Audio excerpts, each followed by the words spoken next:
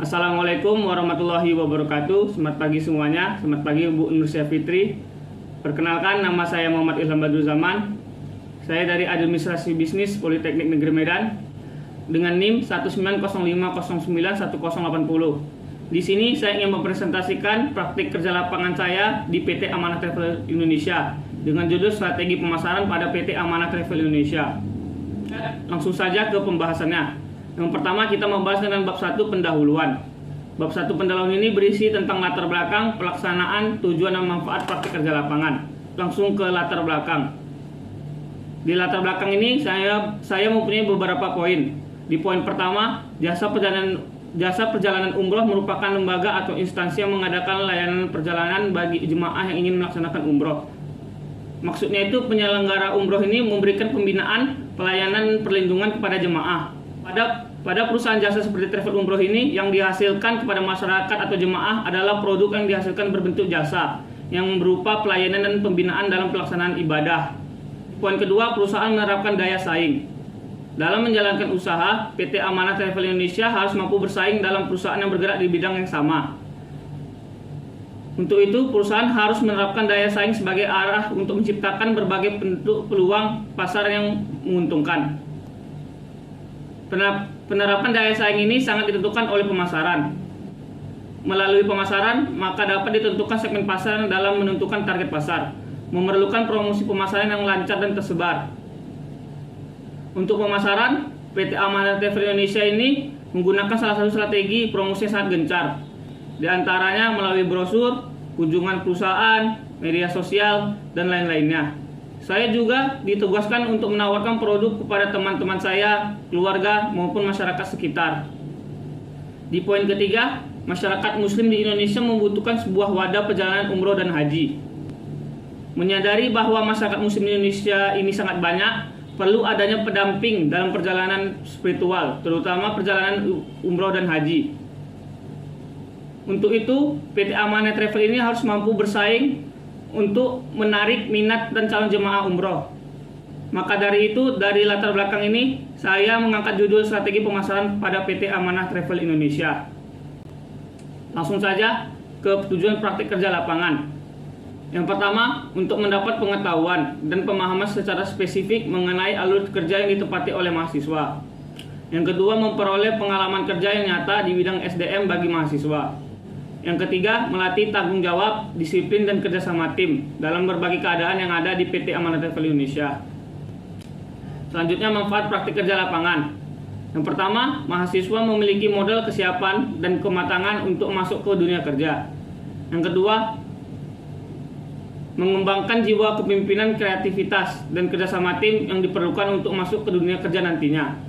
Yang ketiga, mahasiswa mendapat gambaran bagaimana kondisi di dunia kerja dan mendapat wawasan bagaimana cara beradaptasi di dunia kerja. Itulah tujuan dan manfaat praktik kerja lapangan saya. Selanjutnya bab 2, pelaksanaan praktik kerja lapangan, yang berisi tentang profil perusahaan, deskripsi alat, topik, bidang diamati atau observasi, pembahasan, dan hambatan selama praktik kerja lapangan. Yang pertama, kita membahas tentang profil perusahaan. PT Amanah Travel Indonesia ini adalah sebuah perusahaan yang bergerak dalam bidang jasa penyelenggaraan ibadah haji khusus, umroh, dan perjalanan wisata Islami dalam maupun luar negeri. PT Amanah Travel Indonesia ini sudah berdiri dari tanggal 9 September 2006, yang merupakan badan usaha jasa pariwisata berdasarkan perizinan yang diterbitkan oleh lembaga pemerintah yang berwenang, meliputi usaha-usahanya. Yang pertama, operator tour dan travel domestik maupun internasional. Yang kedua, agen penjualan tiket pesawat domestik maupun internasional. Di samping judul ini ada logo PT Amanah Travel Indonesia. Selanjutnya, ke sejarah perusahaan. Sejak tahun 2011, PT Amanah Travel Indonesia mengkhususkan pada pelayanan perjalanan ibadah umroh dengan berbekal pengalaman sumber daya manusia di sektor penerbangan seperti reservasi dan ticketing, ground handling, customer service, dan marketing, serta didukung oleh kekuatan tim yang solid sehingga tahun 2020 resmi diberi izin sebagai penyelenggara ibadah haji khusus. Jadi sebelum tahun 2011 itu PT Amanah Travel itu belum bisa melakukan pelayanan ibadah umroh. Setelah tahun 2011 baru bisa diizinkan melakukan ibadah umroh. Di poin kedua, Ibadah umroh merupakan salah satu ibadah yang dianjurkan bagi seorang muslim atau muslimah untuk melaksanakannya. Untuk itu, moto PT Amanah Travel Indonesia itu adalah amanah dalam pelayanan yang terbaik untuk para jemaah. Insya Allah perusahaan bertekad menjaga muamalah yang amanah secara sungguh-sungguh sehingga jemaah mendapatkan pelayanan yang maksimal dan kenyamanan dalam beribadah. Selanjutnya, visi dan misi PT Amanah Travel Indonesia.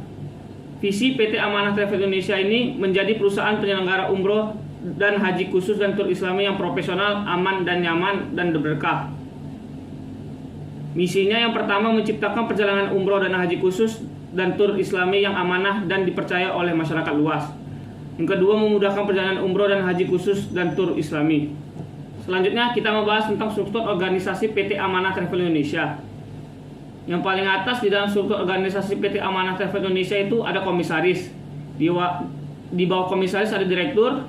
Di bawah direktur ada staf administrasi, staf IT, staf operasional, tour leader, dan kepala bagian keuangan. Yang pertama kita membahas tentang komisaris.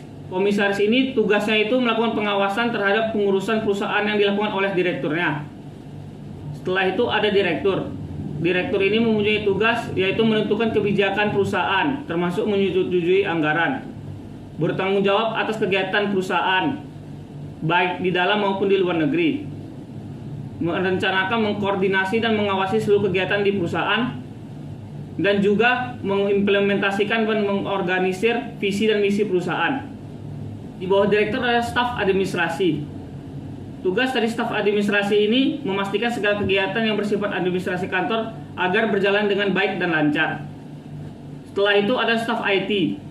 Tugas staf IT ini adalah memastikan semua komputer dapat digunakan dan juga memastikan semua komputer terhubung dalam jaringan. Dan juga memastikan semua aplikasi dapat digunakan secara lancar. Setelah itu ada staf operasional. Tugas seorang staf operasional itu mengurus karyawan, mengurus legalitas perusahaan, dan juga membuat izin perusahaan. Setelah itu ada tour leader. Tour leader ini mempunyai tanggung jawab kepada anggota rombongan tur, mulai dari keselamatan, kesehatan, kelengkapan dokumen, dan keamanan barang yang dibawa. Dan juga memastikan seluruh anggota dalam rombongan agar tidak tertinggal ataupun hilang. Yang terakhir ada kepala bagian keuangan. Kepala bagian keuangan ini mempunyai tugas merencanakan dan mengembangkan sistem keuangan perusahaan dan juga bertanggung jawab atas keputusan pembiayaan yang ada. Selanjutnya kita membahas tentang produk-produk yang ada di PT Amanah Travel Indonesia ini. Yang pertama ada Haji Plus dengan harga 110 juta sudah all in. Maksud dari all in ini sudah termasuk harga hotel, visa, tiket pesawat, dan lain-lainnya. Biasanya kalau mengikuti haji dari pemerintah bisa menunggu sampai 10 tahun sampai 15 tahun. Kalau Haji Plus ini bisa langsung berangkat. Jadwal penerbangan ada di bulan Juni 2022 pada saat hari raya haji. Waktu perjalanan selama 25 hari dan juga hotel berada di hotel bintang 5. Yang kedua, umroh reguler dengan harga 28 juta. Jalur penerbangan ada di bulan Oktober sampai Desember. Waktu perjalanan 10 hari di hotel bintang 5. Yang ketiga ada umroh Ramadan di harga 39,5 juta sudah all in dengan jadwal penerbangan April 2022. Ini sebenarnya sudah lewat nih umroh Ramadan. Dengan waktu 12 hari dengan hotel bintang 5. Yang keempat ada umroh plus Aqsa. Umroh plus Aqsa ini maksudnya kita pergi ke Aqsa dulu Palestina, baru kita melaksanakan umroh. Di sini kalau ada yang belum tahu, kalau kita mau pergi ke Palestina, kita menggunakan visa dari Israel. Dikarenakan Palestina belum jadi negara berdaulat. Dengan harga 45 juta sudah all in. Jadwal keberangkatan di bulan Oktober, waktu perjalanan selama 13 hari di hotel bintang 4. Umroh plus Dubai. Ini sama juga seperti umroh plus Aqsa. Pergi ke Dubai dulu baru umroh. Di harga 37,5 juta sudah all in. Jadwal penerbangan di bulan September sampai November. Waktu perjalanan selama 13 hari di hotel bintang 4. Umroh plus Turki dengan harga 37,5 juta sudah all in. Jadwal penerbangan di bulan September sampai November. Waktu perjalanan selama 12 hari di Hotel Bintang 5. Selanjutnya tur Turki. Nah, tur Turki ini cuma pergi Turki saja, tidak ada umroh. Dengan harga 16,5 juta sudah all in. Jadwal penerbangan di bulan Mei. Ini sudah lewat. Waktu perjalanan selama 10 hari di Hotel Bintang 5. Selanjutnya tur Bali. Ini salah satu tur domestik yang ada di PT Amanah Travel Indonesia. Dengan harga 6,5 juta sudah all in. Jalur penerbangan di bulan Mei. Waktu perjalanan selama 4 hari di Hotel Bintang 5. Selanjutnya kita membahas tentang deskripsi alat. Yang pertama kita membahas tentang perangkat komputer. Perangkat komputer ini sangat berguna sekali bagi saya untuk melakukan pekerjaan-pekerjaan kantor seperti membuat laporan, input transaksi, pencatatan, dan lain-lainnya. Yang kedua ada laptop.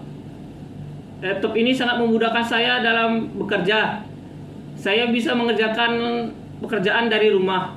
Selanjutnya ada ponsel yang membantu saya berkomunikasi. Yang keempat ada flash disk. Flash disk ini sangat berguna sekali untuk memindahkan file dari perangkat komputer ke laptop saya. Yang kelima ada webcam. Webcam ini sebenarnya sangat jarang sekali saya pakai. Saya pakai webcam ini hanya untuk mengikuti seminar-seminar.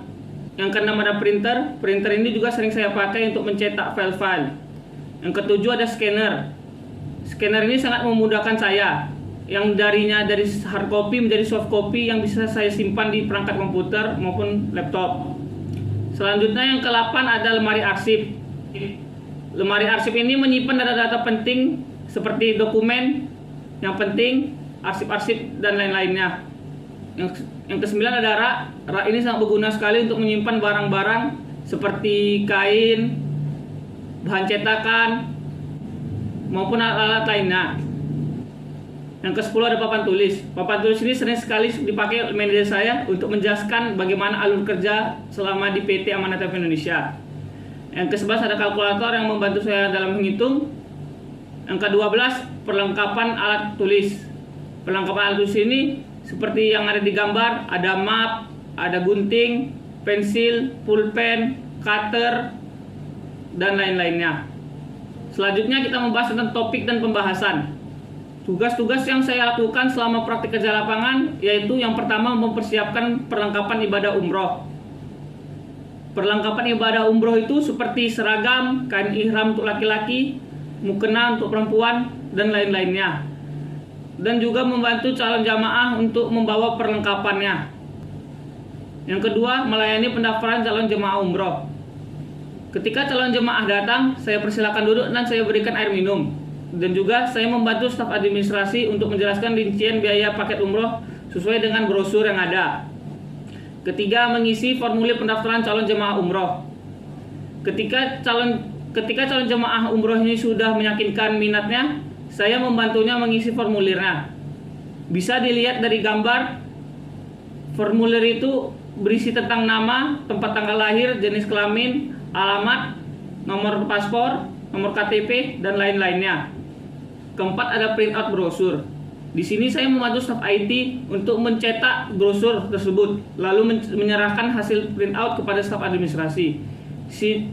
Di sini bisa dilihat contoh brosur tersebut. Di isi brosur tersebut ada nama produk, harga, jadwal penerbangan, waktu perjalanan, dan lain-lainnya. Yang kelima menginput data-data calon jemaah umroh. Kegiatan ini dilakukan menggunakan aplikasi Microsoft Excel dan memasukkan data-data dari formulir pendaftaran ke Microsoft Excel tersebut. Yang keenam menginput data jemaah umroh dari paspor. Kegiatan ini juga menggunakan Microsoft Excel. Yang membedakannya itu menggunakan data-data sesuai dari paspor seperti nama, nomor paspor, tanggal pembuatan paspor, masa berlaku paspor, dan lain-lainnya. Selanjutnya, hambatan selama praktik kerja lapangan. Kendala yang saya hadapi selama praktik kerja lapangan di PT Amanah Travel Indonesia ini bingung. Karena belum terbiasa mengerjakan pekerjaan di perusahaan. Ini baru kali pertama saya melakukan pekerjaan di perusahaan. Selanjutnya kita membahas tentang bab 3. Bab 3 ini berisi kesimpulan dan saran. Yang pertama, kesimpulan. Setelah saya melakukan PKL selama 3 bulan di PT Amanah Travel Indonesia ini, saya menarik kesimpulan yang pertama, PT Amanah Travel Indonesia adalah suatu perusahaan yang bergerak di bidang pelayanan haji, umroh, dan tur islami. Yang kedua, pelaksanaan praktik kerja lapangan ini memberikan banyak pengalaman, pengetahuan baru, dan memperkenalkan dunia pekerjaan yang sebenarnya bagi mahasiswa. Yang ketiga, aktivitas-aktivitas yang saya lakukan selama PKL yaitu yang pertama, mempersiapkan perlengkapan ibadah umroh. Yang kedua, melayani pendaftaran calon jemaah umroh. Yang ketiga, mengisi formulir pendaftaran calon jemaah umroh. Yang keempat, print out brosur. Yang kelima, menginput data-data calon jemaah umroh. Yang keenam, menginput data jemaah umroh dari paspor. Yang terakhir, saran. Dengan selesainya praktik kerja lapangan saya di PT Amanah Travel Indonesia ini, saya ingin memberikan saran-saran kepada yang pertama, pihak manajemen untuk peserta praktik kerja lapangan agar diberikan lebih banyak pembelajaran dan pekerjaan untuk mendapat ilmu pengetahuan. Yang kedua kepada pihak manajemen organisasi PT Amanah Travel Indonesia, hendaklah terus meningkatkan pelayanan kepada calon jemaah. Yang ketiga, kepada pegawai, staf yang diharapkan mampu mempertahankan dan lebih meningkatkan kepercayaan yang diberikan oleh perusahaan. Sekian dan terima kasih kepada semua orang yang melihat video ini. Terima kasih banyak kepada Bu Nursia Fitri yang telah membantu saya dalam pengerjaan laporan PKL ini. Terima kasih banyak, Bu. Terima kasih banyak. Sekian dari saya. Wassalamualaikum warahmatullahi wabarakatuh.